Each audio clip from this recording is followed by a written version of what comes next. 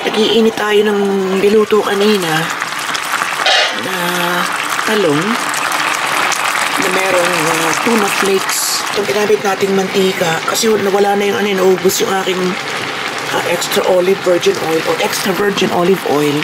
Yung sasakyan natin dito na nakaparada.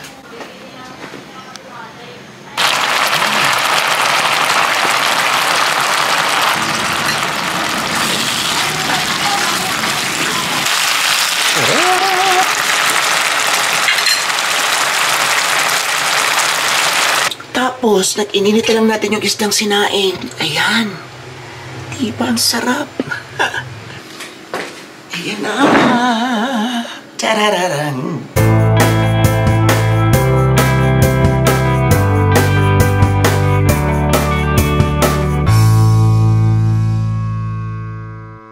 Ang sarap. Lalo na pagkaganito na late lunch, yung sobrang gutom ka. Plus, tayo po ay nagdalawa yung natin, isa sa Facebook, isa sa YouTube. Pasensya na kayo. Bihira natin gawin to, kaya mga taga-YouTube, pasensya na muna. Talagang gutom na. Ayoko na ulitin pa.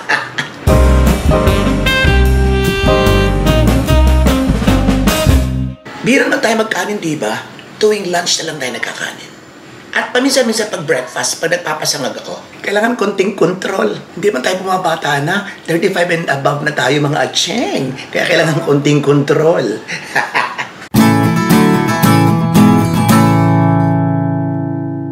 So yun, dahil nga ang dami na, dami kasing paliwanag. So dahil nga wala tayong breakfast, minsan papasangag lang tayo, and then sa gabi talagang halos wala na, ay okay lang siguro makarami tayo ngayon ng kanin. Pero ka ba naman tatanggi sa marami-raming bulos? Ang sarap ng ulam. Diba? So, ready na! Kain na tayo. Siyempre, unahin natin to. Yung kakamay tayo, siyempre. May init pa.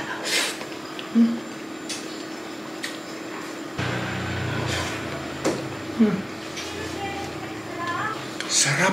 Grabe.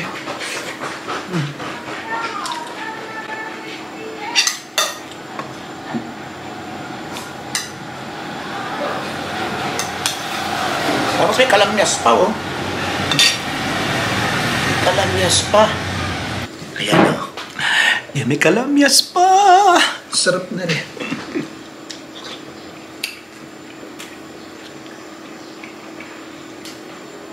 Ang sarap ng pagkakasain kasi medyo maasim-asim. Happy Father's Day po sa lahat. Hindi lamang sa ating mga tatay, hindi lamang sa ating mga lolo, sa ating mga tiyuhin, sa ating mga ninong, sa ating mga kaklaseng lalaki, kundi maging sa mga kaibigan. Ayun, bawal.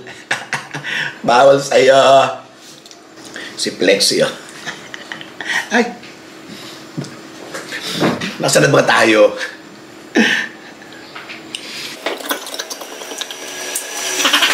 Okay, so tinapos ko na muna yung ating shooting dito sa ating phone. Ayan, oh.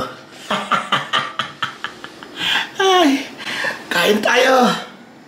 O, diba? Ay, nako. Talagang kasarap ng ganyan kainan, ano? Ano ka mga ulam ninyo diyan?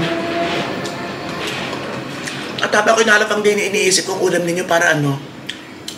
Para pangdagdag sarap. Sunod-tunod kayo ng ganito. Mura na. Hindi na nga healthy pa. Hindi naman sobrang healthy, pero mas healthy naman sa kumpara sa iba natin mga binabanatan.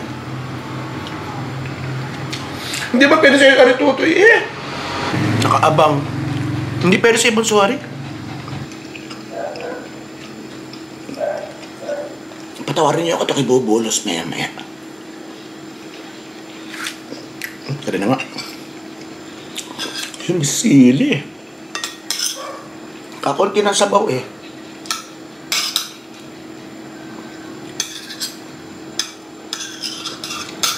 Tapos yan, nakawa tayo ng supsupin.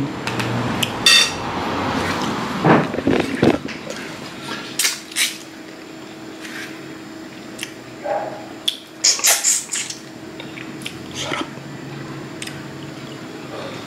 Diyos ko. Mag-iinarte pa ba tayo?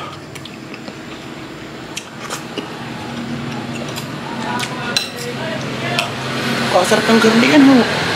Talaga namang,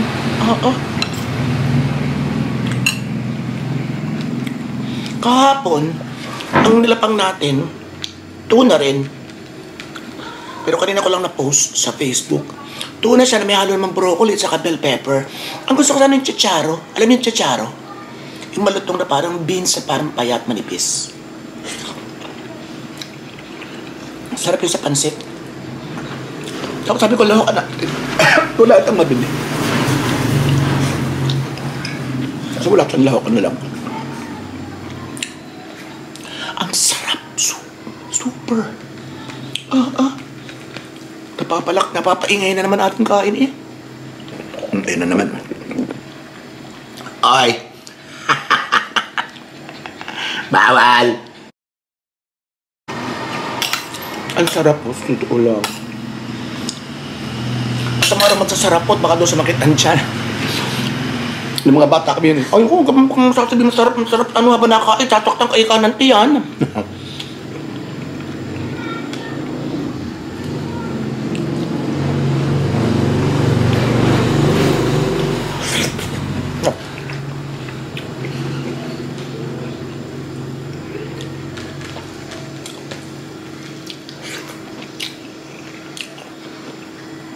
Ay, nasa na ba tayo? Nakalimutan ko na ito rin kanina.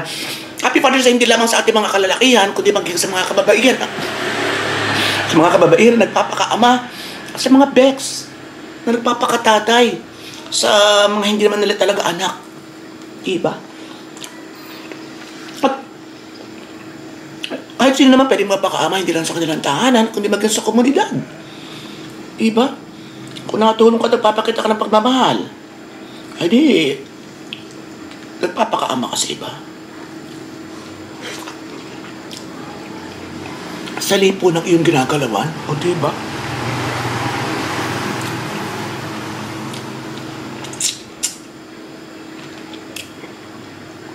Sarap ng kalamyas. Kung tawag sa inyo din, kamyas. Sa amin, kalamyas.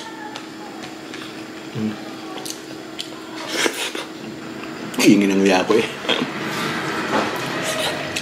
Ayun. Tapos, nag-judge tayo. Total, ito naman ay Pride Month.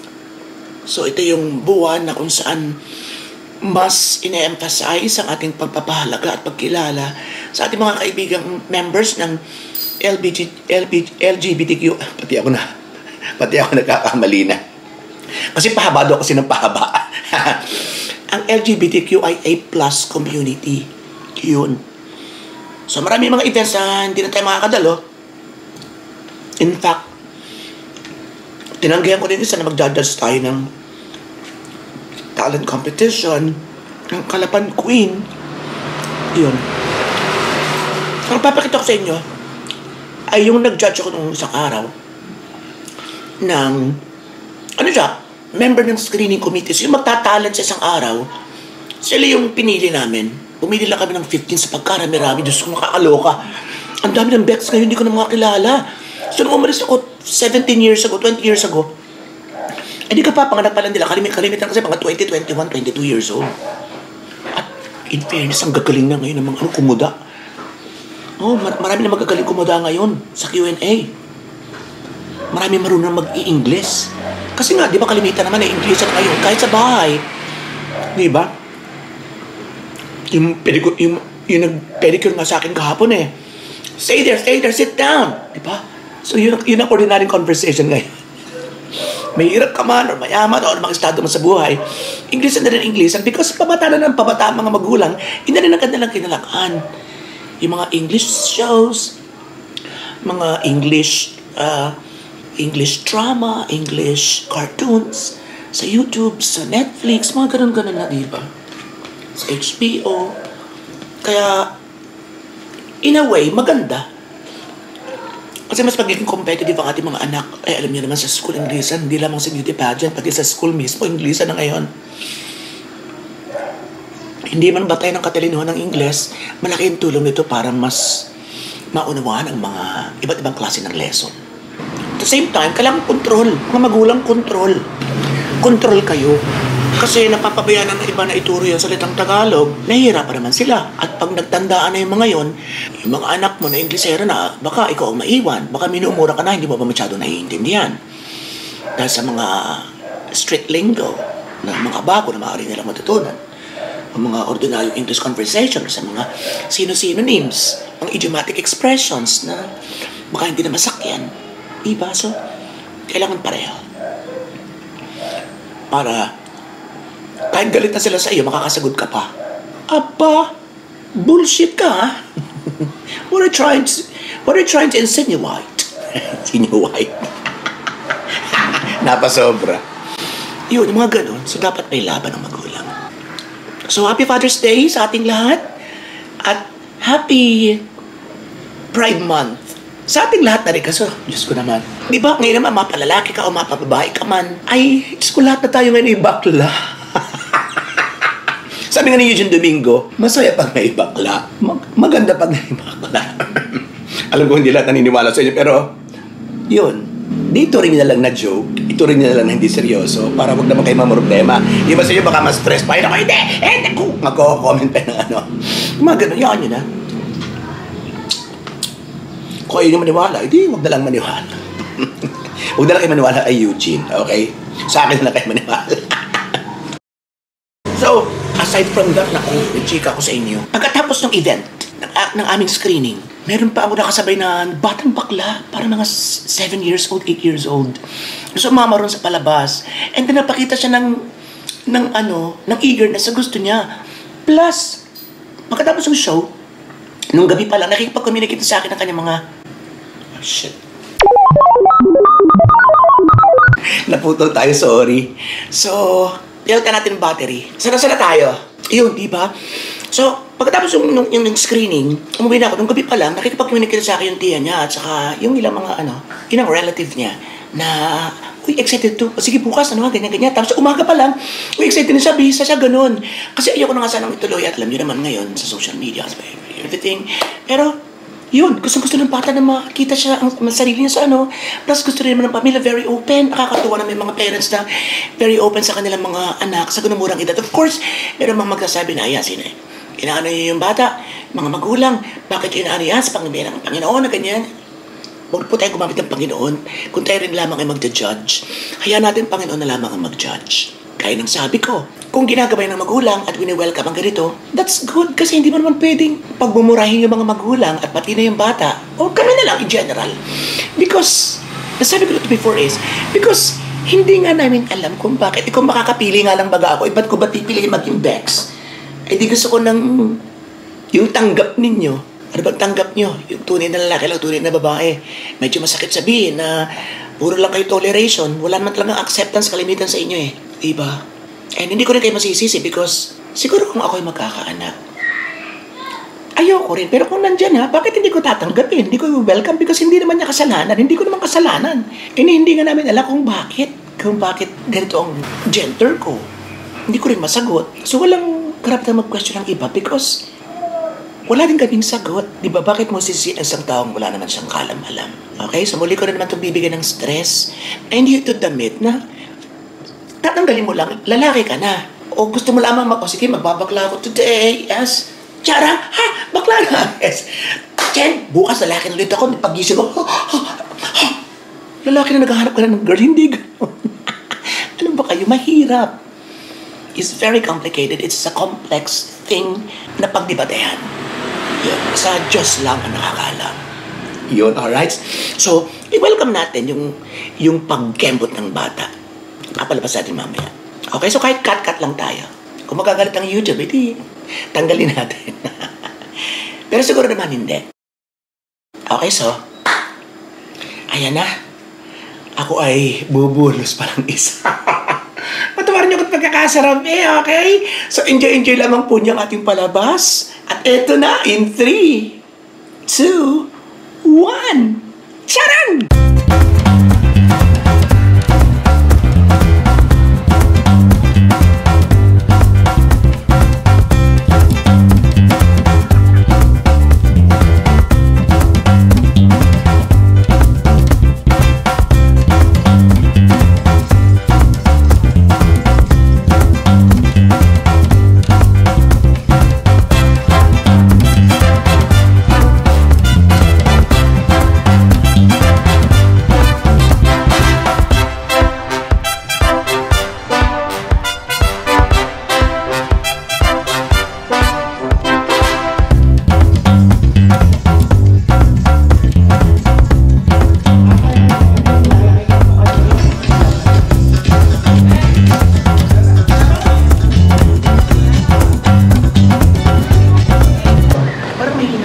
mahina daw ng mic. Mahina lang talaga emotions ko. Okay, laksan-laksan na to. Okay. Ang ganda ng color ng internet. I like it. Maraming salamat po. Alright, now let's go. This is hypothetical. A friend of yours, after 30 years of being comatose, suddenly woke up. After ng konting hugging and everything crying, nagtanong siya, how's the world now, my friend? What will you tell her? Okay, the question goes like this. If I was have a friend na na-comatose 30 years from now, what is your message to these parents who cannot accept kids who belong to the LGBTQIA+ community? Actually po, nung pagka-graduate ko po ng grade 12, tsaka lang po ako tinanggap ng tatay ko at naging proud siya sa akin.